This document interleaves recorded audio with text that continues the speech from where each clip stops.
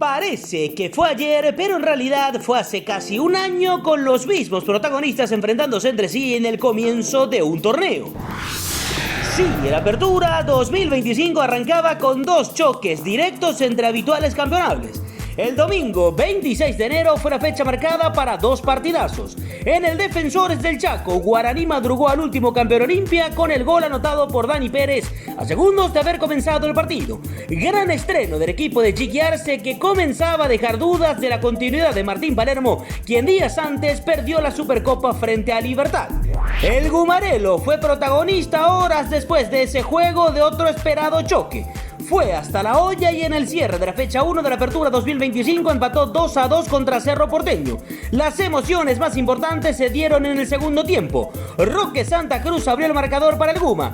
Jonathan Torres igualó para el Ciclón. Lorenzo Melgarejo volvió a poner en ventaja al Repollero y Juan Manuel Iturbe convirtió el 2-2 final. Ya en tiempo agregado, el Ciclón tuvo todo para ganarlo, pero Cecilio Domínguez falló un penal. El mismo fue desviado por Rodrigo Morínigo. Dato no menor fue el debut de Diego Martínez como DT azulgrana, quien alistó entre los titulares a Abel Luciati y Alan Soñora, dos contrataciones posteriormente muy criticadas por los hinchas del Ciclón.